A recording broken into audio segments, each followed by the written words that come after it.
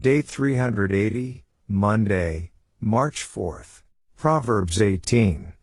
Proverbs 18 1-24 NKJV. A man who isolates himself seeks his own desire. He rages against all wise judgment. A fool has no delight in understanding, but in expressing his own heart.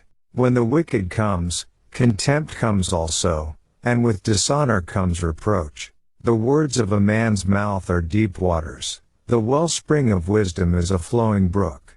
It is not good to show partiality to the wicked, or to overthrow the righteous in judgment. A fool's lips enter into contention, and his mouth calls for blows. A fool's mouth is his destruction, and his lips are the snare of his soul. The words of a talebearer are like tasty trifles, and they go down into the inmost body. He who is slothful in his work is a brother to him who is a great destroyer. The name of the Lord is a strong tower. The righteous run to it and are safe. The rich man's wealth is his strong city, and like a high wall in his own esteem. Before destruction the heart of a man is haughty, and before honor is humility. He who answers a matter before he hears it, it is folly and shame to him. The spirit of a man will sustain him in sickness, but who can bear a broken spirit? The heart of the prudent acquires knowledge, and the ear of the wise seeks knowledge. A man's gift makes room for him, and brings him before great men. The first one to plead his cause seems right, until his neighbor comes and examines him. Casting lots causes contentions to cease, and keeps the mighty apart. A brother offended is harder to win than a strong city, and contentions are like the bars of a castle. A man's stomach shall be satisfied from the fruit of his mouth. From the produce of his lips he shall be filled. Death and life are in the power of the tongue, and those who love it will eat its fruit. He who finds a wife finds a good thing, and obtains favor from the Lord. The poor man uses entreaties, but the rich answers roughly. A man who has friends must himself be friendly, but there is a friend who sticks closer than a brother. Daily Deep Dive. The UCG reading program states, in Proverbs 18:1, the person who isolates or, literally, separates himself is not here a quiet recluse or hermit. Rather, the latter part of the verse makes clear that this individual is one who rages at other people. The NIV translates the Hebrew term here as merely defies, but the literal sense is breaks out. The word also being used in Proverbs 17:14 and Proverbs 23 in the sense of engaging in quarreling. The person identified in Proverbs 18:1 is therefore contrary and schismatic, one who is divisive, setting himself against others and bringing strife. The proverb thus fits well with the next one in verse 2. 37.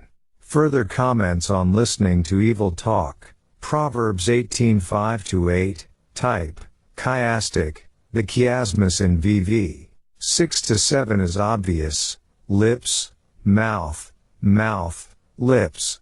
Somewhat less conspicuously, v. 5 refers to heeding evil talk at the gate, where judicial decisions were made, and v.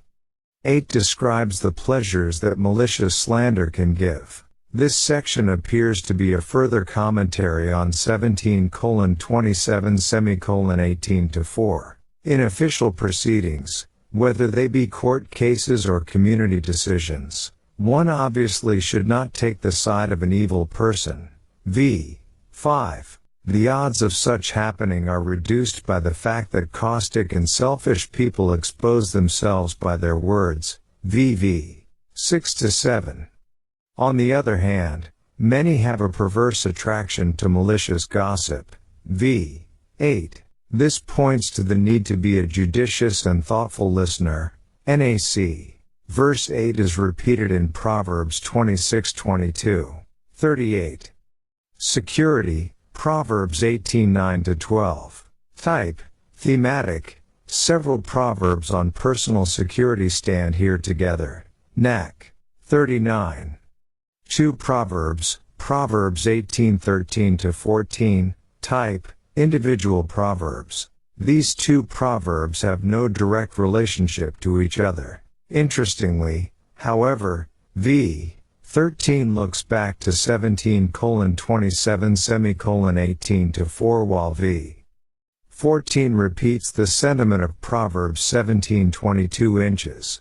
Knack. Proverbs 18:13 shows the importance of not being hasty or prejudiced in coming to conclusions, to wait until one has all the facts before making a judgment. See also verse 17. Verse 14 points out that one's attitude, for good or ill, is the single most important factor in confronting adversity. Note on verses 13 to 14. 40. Just problem resolution. Proverbs 18:15-19. Type. Thematic. Verse 16 shows that gifts open doors. Compare Proverbs 17:8, Proverbs 19:6. This could be a model of propriety, yet it may also be something for jurists considering a dispute to be on guard against. Compare Proverbs 17:23. Proverbs 18:17 adds to the wisdom of verse 13 in making the point that we must give all sides in a dispute a fair hearing. In verse 18, disputes were sometimes settled through casting lots. In seemingly irresolvable disputes today, people sometimes decide to flip for it, tossing a coin to determine an outcome through chance. Yet in ancient times, the casting of lots was often seen as an appeal not to blind chance but to divine judgment. Proverbs 16:33. Thus it was looked on as turning the matter over to God. Proverbs 18:19 points out that reconciling with an offended brother, a close companion, is no easy matter, perhaps because of the level of perceived betrayal. Of course we should, if at all possible, avoid offense in the first place. But where offense has already occurred, we must be prepared for some great effort in restoring a positive relationship. This may also be a warning to jurists about the intractability of such disputes. 41. The power of words. Proverbs 18:20-21. Type. Thematic. Catchword. NAC. Verse 20 refers to productive speech benefiting its user. On the other hand, verse 21 warns that those who love to use the tongue will bear the result, whether good or ill. The key, then, is to speak carefully, as so many other proverbs show. And, verse 2, as we each grow in becoming sons and daughters of encouragement, may we learn to listen fully instead of waiting for our opportunity to speak. Only after fully listening can we evaluate whether we have anything of value to share. Verse 8. This is such a great word picture. We can often eat up gossip like we are eating delicious food. Gossiping and listening to gossip/slander is something we as Christians must work on. The Church of God is full of this evil behavior, and hopefully we can all work to overcome eating this poisonous food. Verse 13. How many problems would be avoided if a situation was fully investigated and both sides fully considered? Rash decisions and answers lead to all sorts of problems. How do we each do in hearing a matter fully before we respond? Verse 17. Here again, how many times have we heard only one side's perspective and been in agreement with them, only later to hear there is another side that is vastly different and equally compelling?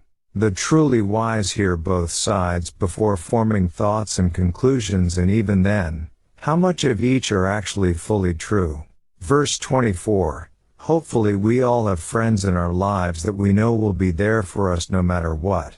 We can count on them. How about us? Are we there for our friends when they need us?